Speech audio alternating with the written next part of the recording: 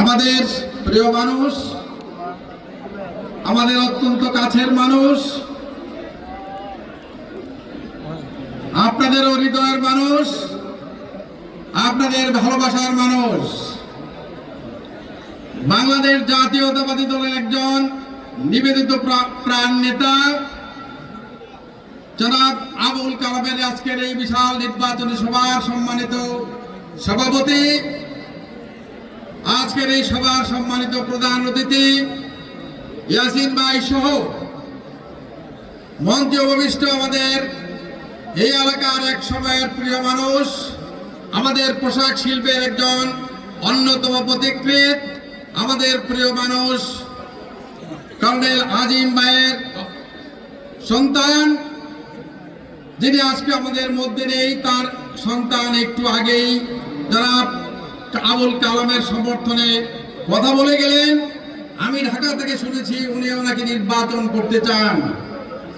আজকে ওনার সেই নির্বাচনী প্রার্থিতা প্রত্যাহার করে জনাব আবুল কালামের পক্ষে উনি তার প্রার্থিতা প্রত্যাহার করেছেন। আমি তাকে ধন্যবাদ জানাবো, অভিনন্দন জানাবো আর এই সময়চিত সিদ্ধান্ত গ্রহণের জন্য। এবং এই সিদ্ধান্ত গ্রহণে আমার মনে হয় নিশ্চয়ই ইয়াসিন ভাই ভূমিকা পালন করেছেন, সেই জন্য নেতা হিসেবে তাকেও আমি ধন্যবাদ জানাতে চাই। আজকে এই নির্বাচনী এলাকার আরো দুইজন মানুষ যারা আজকে আমাদের মাঝে নেই, হিরু ভাই নামে যাকে আপনারা জানতেন, আমরা যাকে আমাদের জামাই বলে জানতাম, কুমিল্লার দাউদকান্দির জামাই ছিলেন হিরু সাহেব। উনি একজন সজ্জন মানুষ ছিলেন, অত্যন্ত ভালো মানুষ ছিলেন, যিনি আজকে আমাদের মাঝে নেই। খুন, গুম, অপহরণ নিয়ে আমরা আজকে জাতীয়তাবাদী দলের অনেক নেতা কর্মীকে আমরা হারিয়েছি, যারা গুমের শিকার হয়েছে, যারা আমাদের কাছে ফিরে আসে নাই। তার মধ্যে হিরু সাহেব, হুমায়ুন কবির হিরু সাহেব তার মধ্যে একজন মানুষ, যিনি তার সাথে আরেকজন ছিলেন আমাদের এই এলাকার জাতীয়তাবাদী দলের নেতা, উনি আর আমাদের মধ্যে ফিরে আসে নাই, দুইজন ফিরে আসে নাই। আজকে তাদেরকে আমি শ্রদ্ধার সাথে স্মরণ করছি। আজকে যদি তারা থাকতেন, নিশ্চয়ই তারাও আমাদের এই মঞ্চে থাকতেন। তাই আজকে জাতীয়তাবাদী দলের নেতৃবৃন্দ যারা মঞ্চে আছেন, যারা আমার সামনে আছেন, তাদের সবাইকে আমি আমার ব্যক্তিগত পক্ষ থেকে এবং জাতীয়তাবাদী দলের পক্ষ থেকে এবং পোশাক শিল্পের পরিবারের পক্ষ থেকে আপনাদেরকে আমরা অভিনন্দন জানাচ্ছি। কারণ আপনাদের এই মানুষটি পোশাক শিল্পের একজন অন্যতম কর্ণধার, যার প্রতিষ্ঠিত কারখানায় প্রায় 20,000 লোক কাজ করে।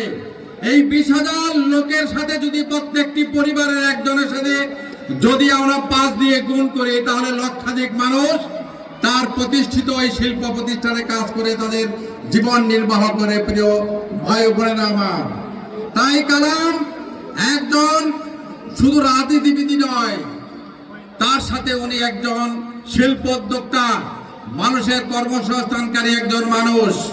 এই মানুষটিকে আজকে আমাদের বাংলাদেশ জাতীয়তাবাদী দলের নেতা তারেক রহমান আপনাদের ভোটে নির্বাচিত হওয়ার জন্য তাকে মনোনয়ন দিয়েছেন।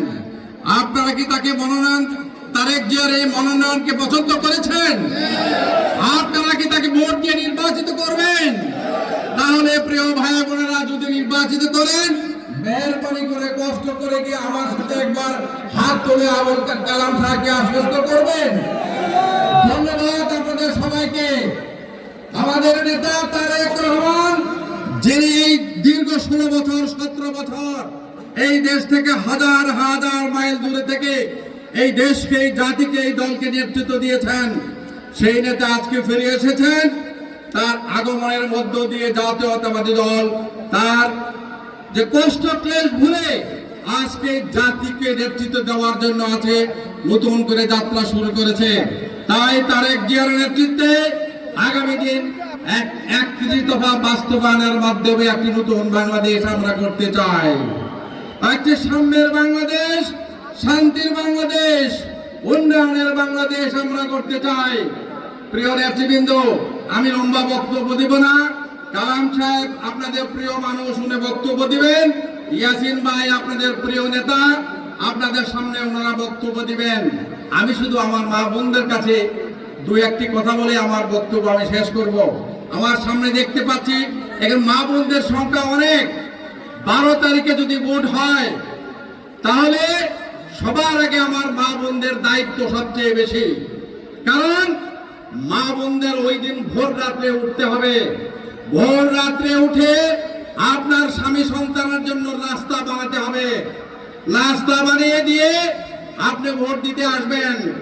আপনার স্বামী সন্তান তারা রাস্তা খেয়ে তারা আবার ভোট দিতে আসবে।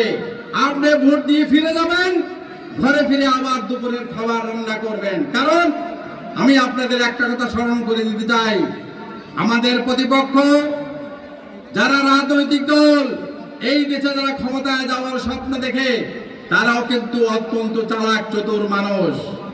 তারা দেখা যাবে ভোর রাত্রে রাতের অন্ধকারে লম্বা লাইন দিয়ে দাঁড়িয়ে আছে। এই লাইন আর কখনো শেষ হবে না। তারা ঘন্টার পর ঘন্টা লাইনে দাঁড়িয়ে থাকবে।